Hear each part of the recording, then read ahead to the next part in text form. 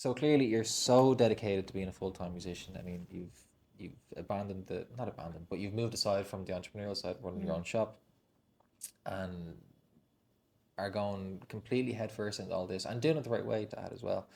Um, but you were pursuing a music career in Ireland, so I'm curious, how would you describe the music scene in Ireland? I think I would say it's the music scene outside of Dublin and the music scene in Dublin. um, there's a lot happening up here. I would say, like, I'm living in like Athlone, Roscommon kind of area, so it's all traveling. Yeah. It's always traveling to either Dublin, or we're traveling to Limerick, or I'm traveling to Galway. But I wouldn't say we're in the local area where I'm from unless you're traditional music or, there's a huge scene in this. Like, I suppose Irish people love Irish country music. They love trad. There's a lot of, platforms there for people to perform. But I think if it's pop, or anything alternative to that, maybe if it's jazz or anything like that, I feel like you do have to travel. Okay. You do absolutely have to travel. But I think there is an incredible amount of talent in this country. Yeah. Like, it's mind-blowing. And I think we're only touching the tip of the iceberg. I think there's still a lot of others that are kind of quietly in the corner and you wouldn't know, and they're like unbelievable. But I think it's evident as well when you see Irish artists like CMAT, Hosier. Like, there's so many incredibly talented ones. Even from the radio perspective, when I'm getting really press releases, and like, I'm just blown away by how much music is being created and the quality that it's coming in at, and there's so many amazing talent. I think there's a real strong opportunity to think for a lot of Irish artists, and I think the more we see open mic nights being created and independent music nights and raise the bar events, like all these promoters and different things coming together, I think we need it. I think there's a platform there for it. I do think there's an opportunity for a lot of changing in attitudes and minds towards going and supporting artists, because I do think communities really have to focus in on supporting as much as they can. I think we're going to see this in Ireland anyway, financially, with everything that's going on in the world, people are going to have to come together more. We are going to have to look at the local level of supporting artists. If you look at mental health and all these things at the moment, I think the only way to tackle a lot of these areas is to kind of come together.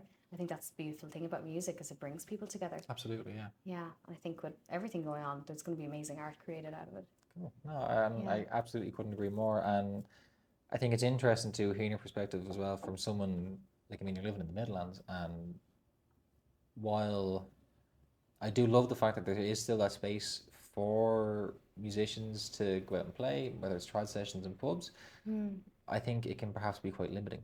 So it's interesting to hear that perspective directly from somebody who is kind of living that, and it is a lot of travelling. Now, luckily, Ireland is a relatively small country in the grand scheme of things. We do complain about the hour trip though.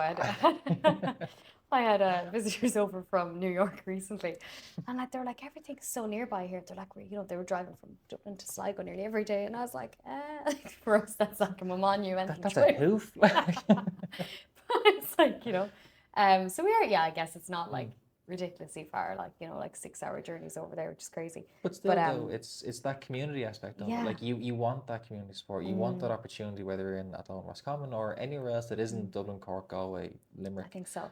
You want that ability to be able to perform your craft and to get that support from your craft as well. I should probably give a shout out as well. There was an amazing festival that happened back in April called Creelor.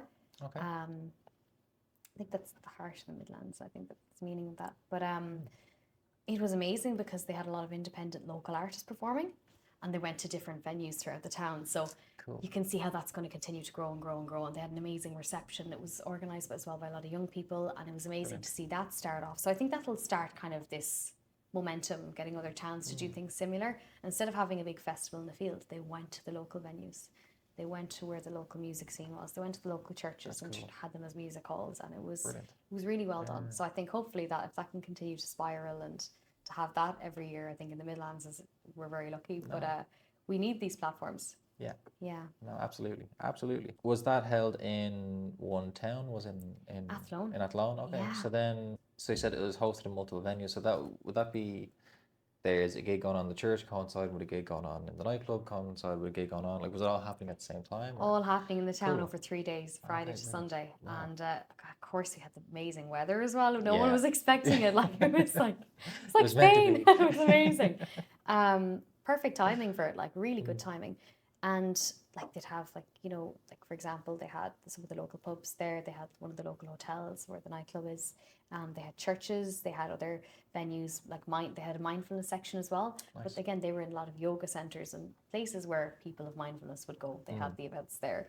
And then places where people wanted kind of more spiritual music, they had them in the church. And like it was just extremely well organized, and there was something there for everybody.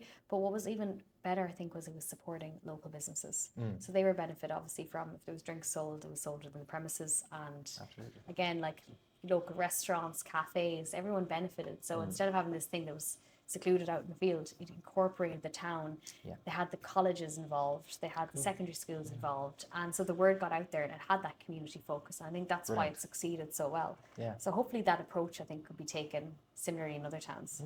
It is inspiring to hear that that's happening, you know, because it shows potential and it shows that it can work, and it's an interesting spin on it as well. So it was, really cool, even for myself, to be able to learn a bit more about that. So hopefully Creelor 2026 will be another flyer. Hopefully we'll get the weather for it as well.